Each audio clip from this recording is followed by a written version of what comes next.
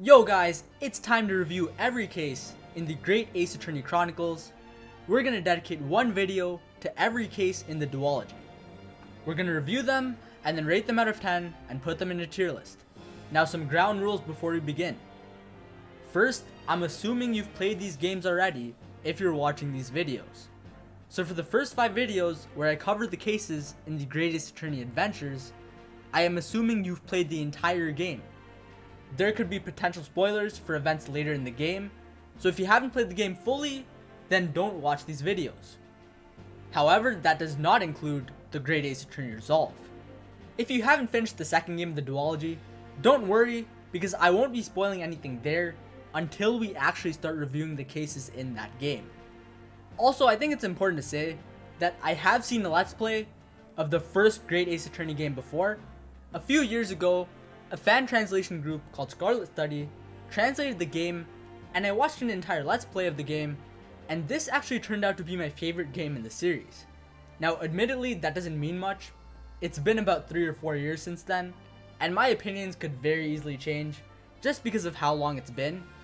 Finally, I'm not going to delve too much into the art and music. Most people, including myself, already agree that the music and art are just phenomenal, so I think it's pointless to talk about them. I'll still talk about a few standout moments with the presentation, but I'm mostly going to focus on the story, characters, pacing, and mysteries. With that out of the way, let's look at the adventure of the Great Departure. The biggest talking point with the first case is its length. There's nothing wrong with a long tutorial case, but if it doesn't have much substance, then it's gonna drag on and feel very slow and boring. Now, when I watched the first game all those years ago, the case didn't feel like it dragged on at all. Now that I'm playing it for myself, I felt that drag a lot. The main problem here is that it takes a long time for you to do anything. I was an hour and 30 minutes in, and I had only cross-examined 2 testimonies. Now, I do play a little slow, but even in no commentary Let's Plays of the game, you can tell that it takes a while for this game to get started. The entirety of the first turnabout from Ace Attorney 1 would be over before you could even get to hear the first testimony in this game. Turnabout Goodbyes, the finale of Ace Attorney 1, is literally as long as this tutorial case. The Kidnap Turnabout is shorter than this tutorial case. The Kidnap Turnabout is easily one of the most complex cases in the series, but because of its fast pace, all the details of its mystery are resolved before this tutorial case is. Now, that is a bit of an extreme case, since the Kidnap Turnabout is very fast, but you can see what I mean. The lack of testimonies in general just kept me waiting for the moment where I could cross-examine someone again, and there's only a few of them with a lot of dialogue in between. Now, I'm not saying the lack of gameplay is definitely a bad thing. After all, if all that dialogue in between is fun, then the lack of cross-examinations wouldn't be a problem. And some of the dialogue is really fun. I like how Ryonosuke takes the case in his own hands to save Kazuma's dream. I like the tradition of this battle between the Naruhodo clan and the Aochi clan. And I like how the victim is an important character that gets the player thinking about what's going on in the story. These are all fun parts of the case, and it's why I don't consider this case to be boring. It can get tiring at points, but it does just enough to keep my interest. However, there are still those tiring parts that I mentioned before. I think the biggest problem with this case and why it feels so dragged out is that it tries to seem more intense than it really is. Even after you hear witness testimony, it takes several minutes until you can cross-examine them because the characters start talking about how Ryonosuke is doomed and how he can't progress. For example, let's take the conversation after the second testimony. Naruhodo freaks out because the witnesses say no one was sitting with the victim at the table when there clearly was someone. Then Aochi and Pain talk about how the trial should end again. Then Kazuma tells Ryonosuke to not give up while Ryonosuke doubts himself. These things I just mentioned happen so many times in the case, which just make it feel slow.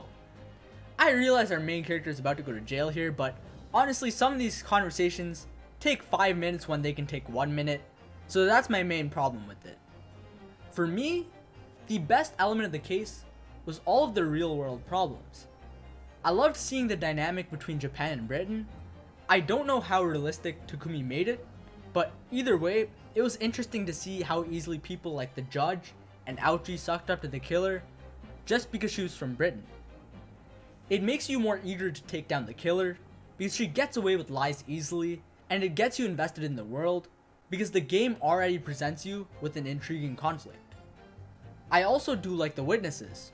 The mini story with the soldier and how he had to steal to put food on the plate for his family was interesting, and the Koban guy was somewhat funny.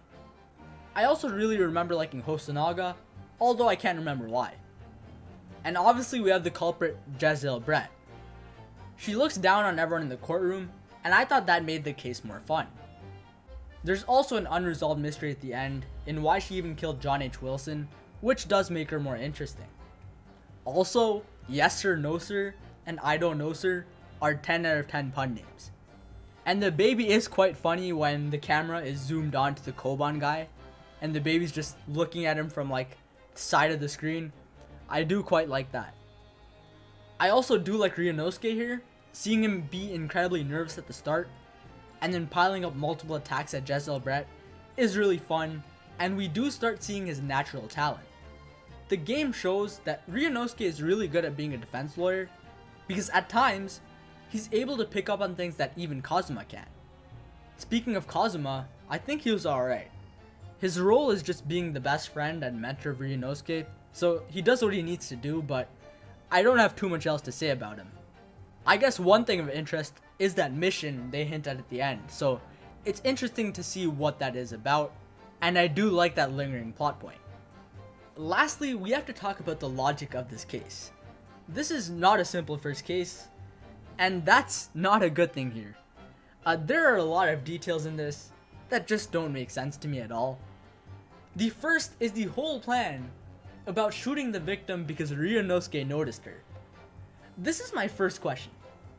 Why does she think Ryonosuke is the only one that noticed her?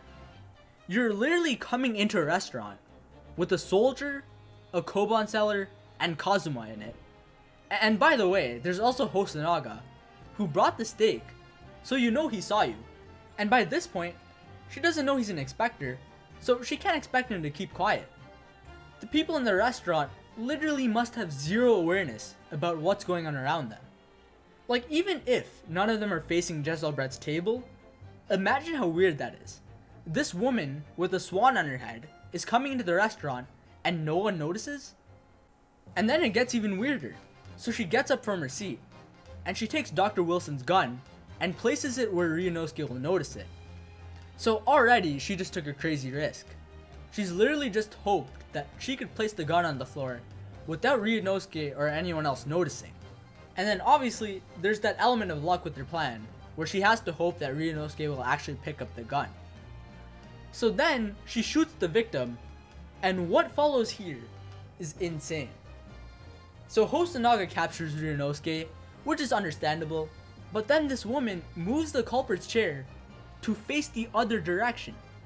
This is insane. So I can understand her being able to sneak past the old man's vision, because it's clearly stated that by this point, he's under the table looking for his Koban, so she could have just tried waiting for him to avert his eyes completely. But then we run into another problem because she literally just had to hope that this man had no reason not to look at what was going on at the crime scene. Because remember, she doesn't know that this old man is gonna go look for his Koban now. A gunshot literally went off, so how does she know that he'll just focus on his Koban instead of the crime? And it's even worse for Yes Sir, No Sir. Now, he also has a mission he has to do, so he'll be focused on his mission, right? Well, yeah, but at the same time, this guy literally went to the crime scene. The man had to take the steak near Wilson and switch it with his own. How do you miss Jezebel Brett going to the victim and flipping his chair over? Again, it's like these characters have no life to them or something. And there's the same issue with Jezebel Brett's plan making no sense, because she has to hope the witnesses will be oblivious to what happens around them, even though a murder just took place. Then you got the whole issue with the bottle and the poison in it. So Jezebel Brett drinks from the bottle because she knows the poison will kill her. But why do they assume she poisoned the bottle in the first place? Everything with the scene of her drinking from the bottle, and the prompt that asks you where the poison is, assumes that she poisoned the bottle and not the glass cup. I guess I forget this one more because it is more likely that she would go for the bottle, and she eventually smashes the bottle when they decide they might do the tests, but her being able to poison the cup definitely isn't out of the question either. And then there's Hosonaga, who actually preserved the steaks, but he does the weirdest thing ever. So we ask him to bring the steak on Jezelbrett's table, and he does that, but for some reason, he can't remember that there's blood on Noza's steak. Like, how do you mess up that bad? That steak swapping thing, that whole scene with all the steak swapping, that took so long for no reason, and it's all due to Hosonaga somehow not realizing that there was blood on that steak plate, which is just very strange. And finally, there's the decisive piece of evidence. For some reason, we take down Jezelbrett from the fact that she shot Dr. Wilson. I don't get how this makes any sense though. We already proved that the gunshot couldn't have been the killing blow because of the burn mark. The only way it's possible that the gunshot could have been the killing blow is if the burn mark was made after the gunshot. We can easily prove that this isn't the case because the waiters can testify to when the steaks for each customer were given and when the gunshot occurred. Therefore, Jezelbrett has no reason to admit that she killed Dr. Wilson. All she needs to admit to is shooting his dead corpse. And that brings me to the critical point of this case, the moment where Jezelbrett breaks the bottle. The case continues because we can't prove that the poison was in the bottle, but we still know he must have been poisoned from the evidence we've seen. If it honestly is necessary to have traces of poison in the bottle, then I think they should have scrapped the whole scene with her breaking the bottle and just end the case right there. It still wouldn't be 100% definitive proof that she's the one who slipped it in, but I think it's still much better than catching her off the gunshot. Now, even though I pointed out all these odd things, the crime can still make sense. You can definitely find a way for all of these events to make sense. But that's when you get into the territory of speculating and making a lot of assumptions. In order for all of this to fit, you have to make so many assumptions about so many different things, and I think that's the problem with this case. A lot of it is left up to player interpretation, which I'm not a huge fan of. Combining all of these points with the pretty bad pacing, I'm not really a fan of this opening case. I give this one a 5.5, maybe even a 5, I'm not too sure. I haven't decided yet. But yeah, I wasn't a fan of all the contrivances. I wanted it to end way sooner than it did. So hopefully the next case can do better. But for now, if you're new, I should talk about my rating system for these cases in a little bit of detail. So a score of 1 to 4.5 is horrible. These are the cases that are either very boring, very messy, or a combination of both. Do not expect many cases in this tier, if not any at all. Then we got the meh tier, and this case belongs here. Again, don't expect many cases here. The decent tier is interesting, because as you can see, this is where the first turnabout is. And the first turnabout is interesting because it's essentially a 30-minute tutorial case. It is a good one, but it's a very basic entry. The first turnabout is important in this tier list because any case that places higher than it is considered better than this 30-minute tutorial, while any case placed below it is considered worse. The decent tier overall will be filled with cases I'm indifferent to. I don't like them, but I don't hate them either. The good tier is where most Ace Attorney cases will go. The great tier is where you should expect to see a lot of the final cases, but also some of those excellent non-final cases. And then the next two tiers are very difficult to get into. You can't simply be a final case to get into the phenomenal tier. Those cases have to be something truly special, and the perfect tier at the top is basically reserved for maybe 1 or 2 cases in the series, or maybe none of them. It's whatever I deem to be close to perfect, so it'll be interesting to see which case or cases can get to that tier.